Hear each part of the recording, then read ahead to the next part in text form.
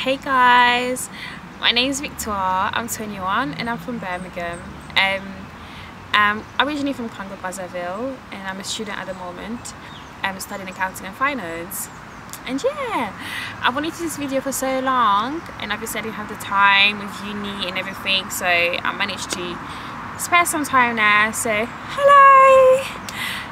Yeah, basically I wanted to share my testimony, and yeah, I just wanted to share my testimony because I promised I would be making videos as well, but that hasn't happened at all.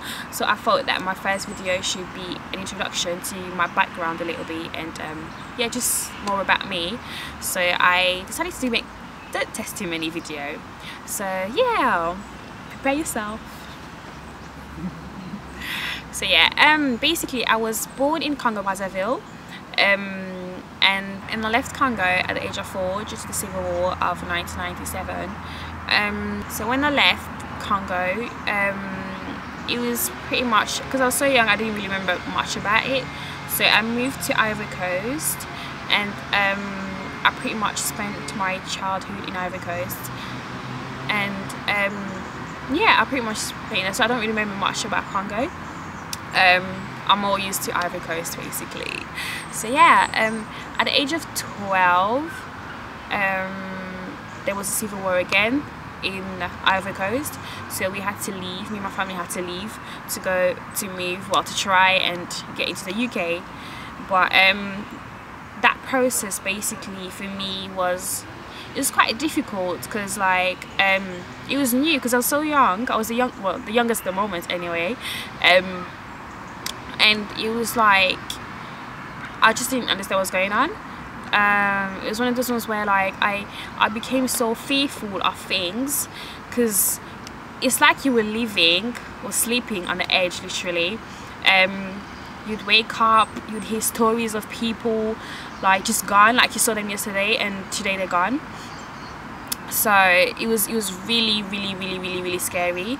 And it's one of those ones where like you'll be in your house, you hit a shotgun, you have to run, like everyone's running under the tables, you have to hide it and all of that. And I think at that time I just, without knowing, I developed this I don't know, I was just really fearful of things and of people. Like I'd hear sounds, I'll be scared, and yeah, I just didn't understand what's going on. I wanted it to end and it wasn't happening at all. There was nowhere to go. So to me, in my head, it was, yeah, I'm gonna die. Like, we're all gonna die. And yeah, and I think that one of the things, yeah, because my house, like our house used to be like on the main street. So to be fair, like we should be like, we should be aimed at, like, because if they're driving past, like they would see us first. The house was so, yeah, it was on the main street, so they would see us first. So it was really scary, I'd say. So from that situation, I just became very isolated. Like I didn't talk to people that much. People thought I was weird, which I still am, but yeah, I just didn't talk to people much. I didn't really speak my mind. I was just closed up, like a closed up person. And at that time, even though I didn't really know about God and everything, like obviously as like my family, my mum and dad always taught me to pray, so I knew the importance of prayer, but I didn't know why I kind of knew why I was praying, like that God would be listening to me, but I didn't really know the depths of prayer. So at that time I was just praying like day and night, to be fair. It was me praying, yeah, and just asking God, like just talking to God. Like I didn't expect anything to happen. I was just saying it just for the sake of it. So yeah, I prayed to God to make it all end, to protect us, because we didn't want to die. I didn't want to die. I didn't want to lose anyone. So yeah, so that carried on for a few months, and yeah, after a while, I think it was after 6 months, if I remember properly, we happened to move into the UK. And yeah, so I don't know about, I'm not too sure how I felt about moving here, to be fair, because I think it was mixed emotions. Like I was happy, I was like, okay, this is it, like new everything, like new start, like peace, you know, joy. like it's so cool down there, you know, the thoughts we have of Europe, like of coming to Europe. So yeah, I was happy, but at the same time I was still fearful, like of, okay, what if I come here and the war starts as well, what if this, what if that. So I was happy, but I wasn't joyful, I'll say, about it. So yeah, I moved to the UK at the age of like just about 13, 12, 13, yeah, 12ish, 13. And yeah, I moved to Birmingham straight away. And I remember when I first came here, like I didn't know much people. It was always like being with family and everything, so I was still a bit of a loner. And yeah, and then I started school. I think school for me like played a big part of my journey, I'd say, and of my story, I'd say. I started school, and like obviously because when I first came I just didn't know English at all. Like I knew just about hello and that was it. So yeah, I went to school, and I started school in year 8, just about, yeah, I came into year 8, straight to year 8. And yeah, like I remember my first day at school, like I was so scared, like so fearful. Like my heart was just pounding because I didn't know what to expect. I didn't know how they would if they would accept me. I didn't know how to speak, like how be able to speak to people. Like it was really scary. It was a really scary thing to be in. And I remember my first day, they showed me my tutor. I went to my tutor tutorial, and I remember sitting down and everyone was just looking at me, and I was just like, oh no, why the eyes, what's going on? And I went in, I heard people laughing, a little bit of laughter, but I just felt like people were just being people, and I didn't understand what they were saying, so that was, yeah, I just didn't understand. So I went and I sat down, and the whole day went quite about quick. No one spoke to me. I went to my lecture, I was really silent. People would be trying to talk to me like teachers, but I couldn't understand. And the worst thing was I had no one to help me, like, yeah, no teacher, no one assigned to me to help me. So I had to learn things by myself. After a few days, like, I started noticing, it was one of those ones where, like, especially in certain lessons like PE, when we had to get into groups, it became an issue of me being by myself, left by myself. So throughout from year 8 to beginning of year 10, I'd say, I went through a series of bullying, both physically and emotionally, and yeah, it just became one of those ones where, like, I don't understand. I've never understood to this point, like, why it happened, or why I was bullied, or was I different, what's wrong with me. So yeah, it was really interesting for me. And I think just coming from, like, the way I left Ivory Coast, and the way I was really traumatized already, and I came into this me expecting peace, and this is what I was walking into, and I felt like, to be honest, it was 10 times worse, the war that I was afraid of. And I remember one day wishing that I was just like, I should have just stayed where I was. Like, what pushed me to come here? Like, I was expecting to be at peace, like, to be joyful, to be happy, everything to be well, but it wasn't. It was worse. So I went through that period of bullying. At school I was by myself. I had a couple of friends, I'd say people that I knew, but I didn't know how to be open with them, or I just didn't know how to be as a person, how to be myself, because I was so fearful that they would judge me, that they would see me in a weird way.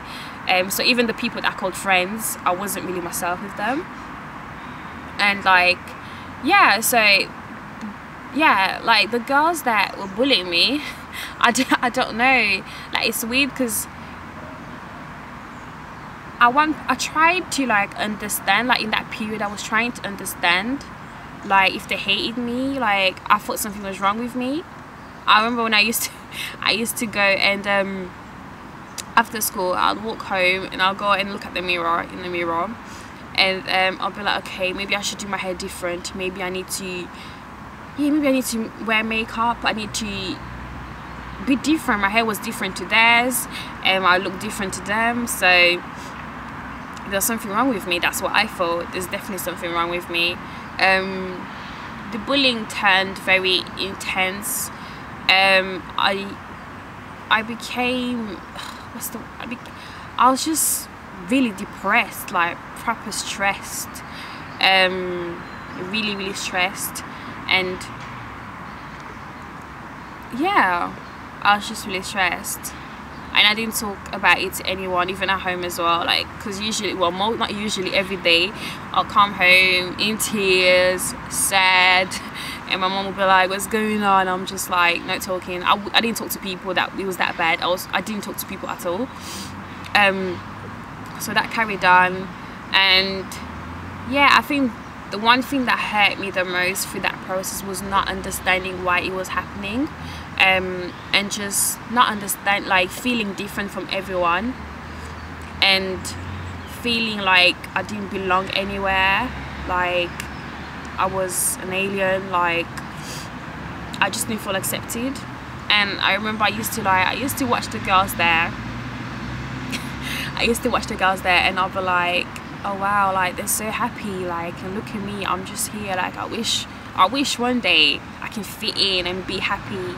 So yeah, I think, yeah, that was, yeah, it played a lot. A lot. And it kind of made me, I don't know, it played a lot in terms of me, like afterwards, even when the bullying stopped, I was so messed up, like I was really messed up. I put on the front, but I was really messed up inside. So yeah, after year 10 I moved to a different school. So as I moved schools, I told myself that I was going to be different, and that I would do my hair different so I could fit in with the people that I would meet now. So at that point I knew a little bit of English. I knew English, I could speak now. So I thought, okay, like this is it, like I can do this. So I started to dress a little bit more, you know, tight stuff, you know, skirts, makeup. I found makeup. I started to do my hair a little bit different, even though it was, yeah, it still didn't look like theirs, but I tried. And yeah, I started school there, and I started to get noticed, like by guys, by like people wanted to talk to me, and I was like, oh my gosh, wow, like they want to talk to me. Are you sure? Like, you sure? Do you know who? Like, are you sure you want to talk to me? So they started talking to me, and I felt like I was, you know, I was fitting in with everyone. Everything was good. And then I don't know, it was good, but it wasn't good, because inside I was still that little scared girl. Like I was really scared, I was fearful, I was depressed. Even though I'll be smiling, I was depressed. I was proper depressed.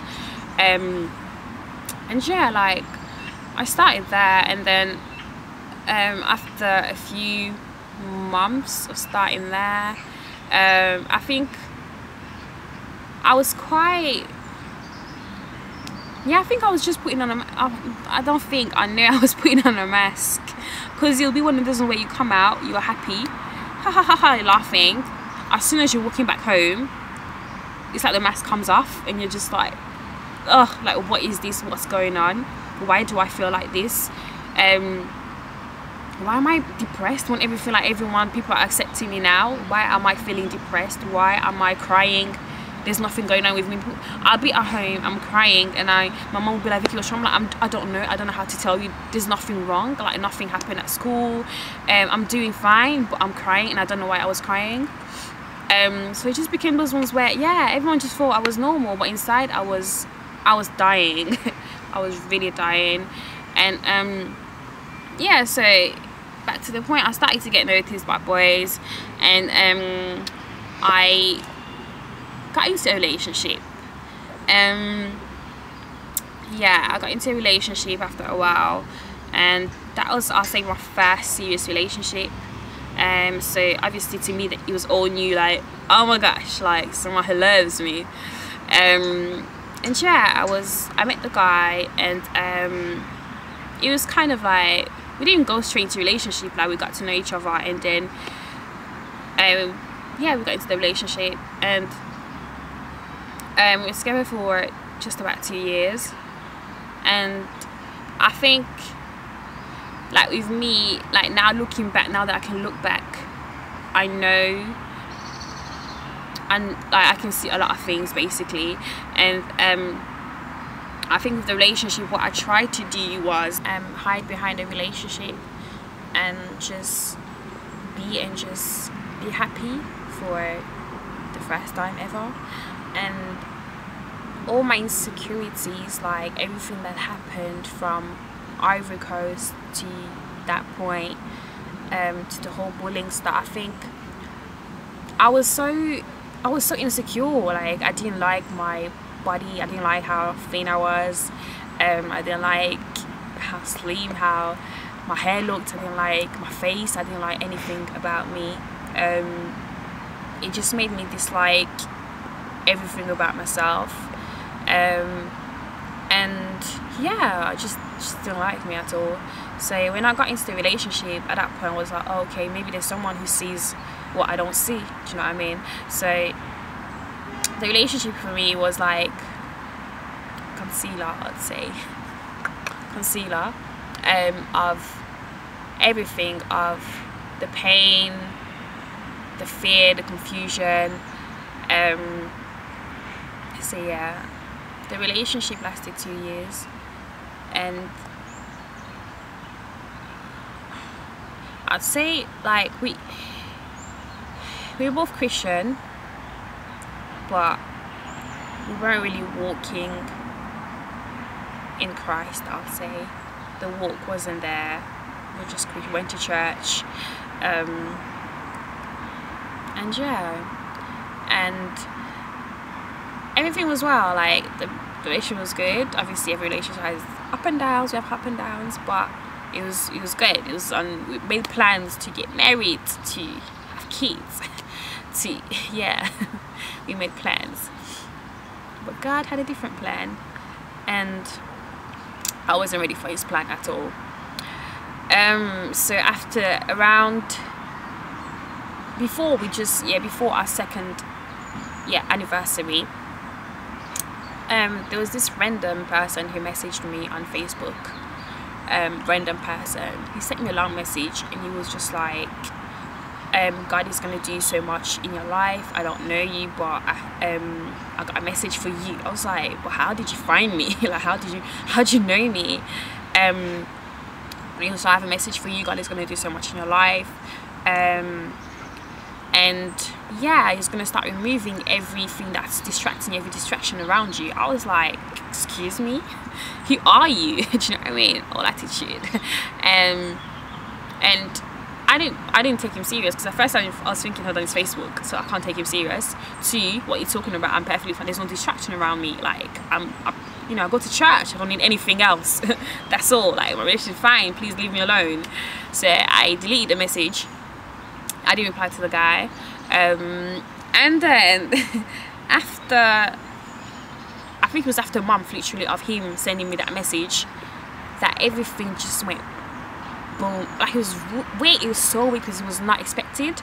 It wasn't expected at all. Like, everything was fine, and then all of a sudden nothing happened, but my heart was changing. There was something in my heart, in me, that was not right. Like, it was so hard to communicate with obviously the guy at the time, because he didn't understand what was going on.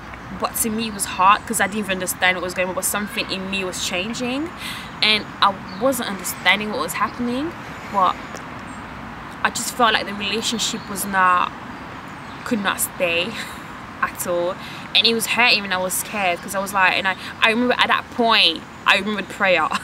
The way I was praying, I was like, Lord, don't take this away from me. Like, I can't, no, like, I'll pray more, I'll do this, I'll read my Bible, I'll do all these things, but don't take this relationship away from me, because I need it. Like, this is all I have. Like, if you take it away, then I won't have anything, honestly.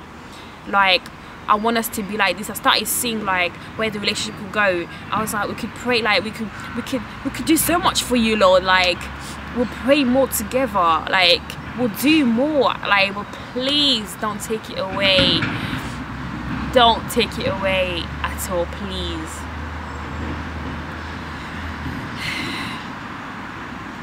Yeah, but after a few weeks, it's just everything was just changing. Everything was changing. We were not arguing, but it just wasn't there. Something was not clicking.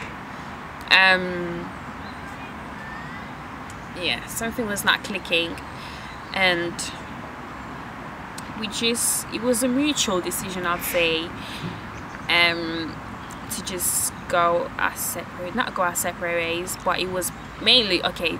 It was basically okay. We'll go apart. We'll break up, and if God, however, we'll get right with God, and then come back together at one point. That was the conclusion, and yeah, and we decided to stay best friends as well. Best friends. Don't ever stay best friends with your ex. Don't you ever. But yeah, so we made the mutual decision to basically break up, and yeah, so we stayed best friends. And yeah, I'd say like there was no change, to be fair, because we were still like, the way we acted, the way we spoke, that we were together. And yeah, and after a while, not even after a while, like after a few days, a girl came in a picture. Yeah, she came in a picture, and obviously it turned into a triangle, to be fair. And at that point, hey, like every single thing that I was hiding behind our relationship, everything I was hiding, every insecurity from me not liking myself, from me comparing myself to girls, especially girls, like everything just came, and it's like he was right here. I was like, it was all in my face at one, like just in one go. It was all in my face, and I was like, how am I meant to deal with this? How do you expect me? Like, Lord, you're giving me all these things, you're telling me that you're gonna remove everything and you're putting everything in my face. How am I gonna deal with you? Like, how can I deal with this? Like, it's impossible. And yeah, the girl came in the picture, and yeah, for personal reasons, I'm not gonna go into too many details about that part, but I felt stupid, I felt ashamed, I felt useless, hopeless. I felt like I didn't want to leave, like I didn't want to leave at all. And I was just thinking, what is the point? Like, really, what is the point of you, God? What do you want from my life? What do you want from me? That you're going to take this away from me? So you want me to be feeling like this? You want me to be feeling insecure? Like, you took this relationship away from me to be feeling insecure. Like, when he was here, I was fine, but you took it away from me. So what am I going to do with my life? What do you expect me to do? And at that time, I became quite angry at him, and I think just everything that was hiding behind that relationship just came out, and everything was just too much. That I was just angry. I was really angry with him, and as much I was angry, I couldn't stop. I had nowhere else to go. You know, when you're in those situations that you can try and run away from God, but you have to go back to him, because there's no one else, there's nothing else, I can't run anywhere else. I have to run to him, even though I'm angry.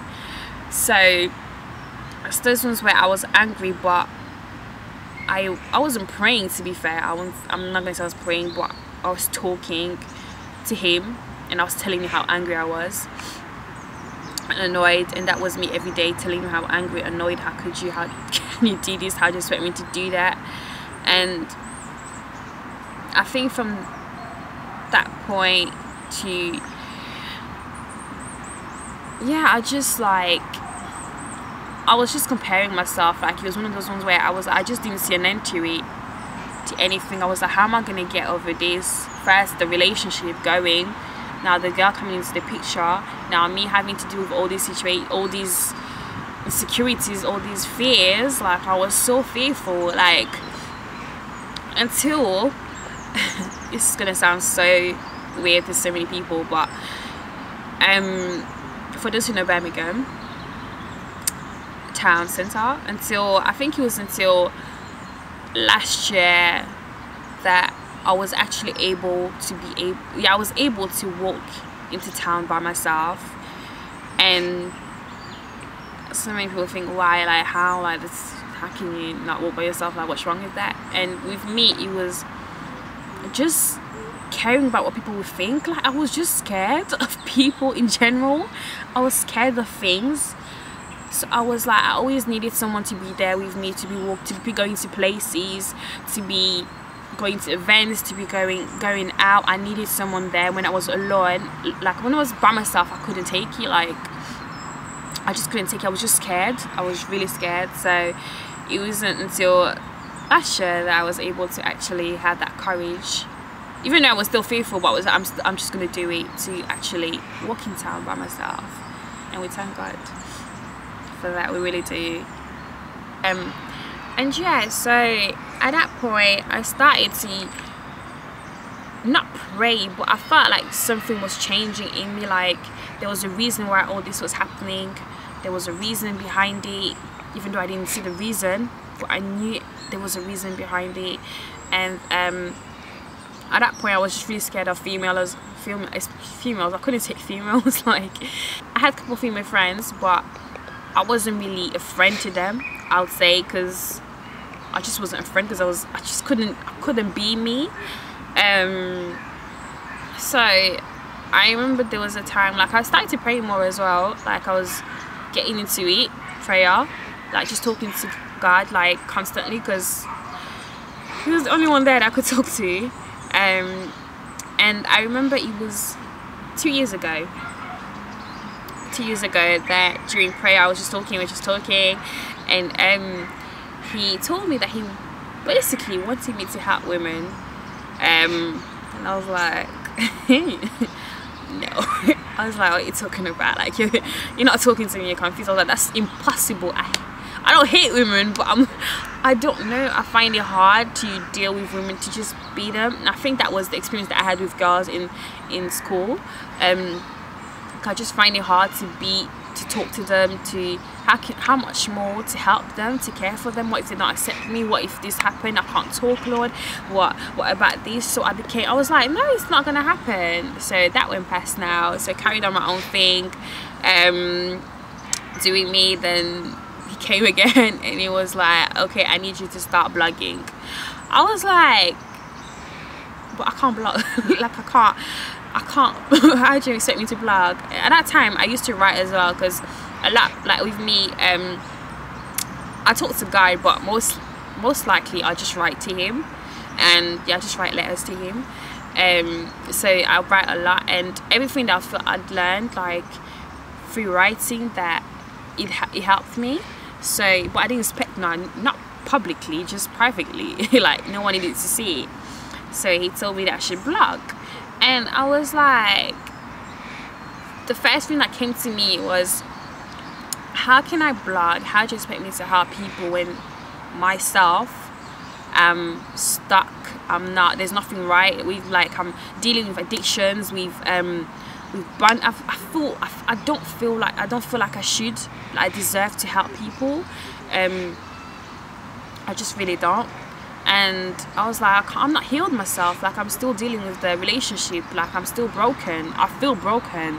How can I help someone in my brokenness? How can I write all these nice things in my brokenness? And what got to me from that moment to right now was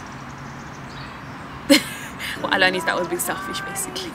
And what he told me was how we try to make everything about ourselves. many times, like we're like, okay Lord, I can't, like Lord, I can't do that, I can't do this. He tells you I can't do that, but it's not about you, it's not about me, it's not about us. It's not me who's going to be doing it, it's him. And that's what we need to understand. That's what I needed to understand at that time. And even though when I started blogging, when I actually started this blog eventually, I wasn't confident, I'll say, but I knew that it wasn't me. And like one thing that I was scared about as well was, okay Lord, what if I go weeks without having nothing to say? Like what if what if nothing comes to mind that I should talk about?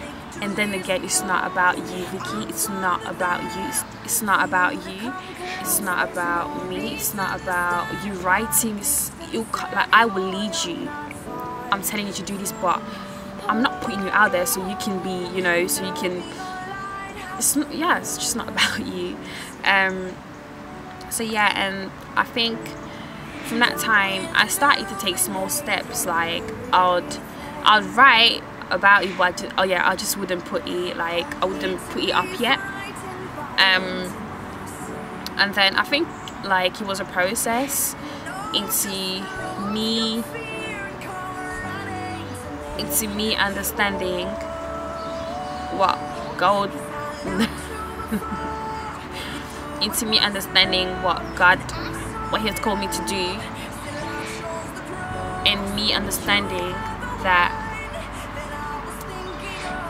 my healing will be like in me helping people, in me in me being obedient to what He's telling me to do. I would find my healing. And at that time I didn't understand that, because I was like, it's just impossible. But you actually do, and it's still a process. I'll say I'm not there, and I don't think it's possible to be there, but I see change, I see hope. There's hope, we have hope. And yeah, like honestly, like there's days I look back, there's days I'm just like, even at uni, I'm just there in lecture especially, that's where everything comes in. I'm in lecture and I'm like, Lord, how is this possible that I'm smiling like this? How is it possible that I can look back on everything and be like, and be peaceful about it, and not cry about it, and be content about it? How is it possible? Because I never saw, I don't know, I just never saw the day that I would smile, that I'll look back on everything and smile and be like, Lord, thank you. And I do. And I think what I've realized as well is that we have hope. And the thing that I hold on the most is that I've held on, even though when I fall, when I stumble, because we will stumble, but what I hold on to the most is God's love. Yeah, His love is unconditional. It's sweet. I don't know, He doesn't give up. He really doesn't give up, and that's what's brought me here. That's what's kept me for so long, and that's what will keep you. That's what will keep you as well. And everything else can go wrong, but when you hold on to His love, He will not let go of you. I promise you, He will not let go of you. So yeah, in terms of summary, that's my testimony. Yeah, so I hope to be uploading more videos as well. I hope you were blessed, and just know that there is hope, believe that there is hope, and believe that He is next to you. It's right next to you, and He'll see you through. He'll see you through. Okay.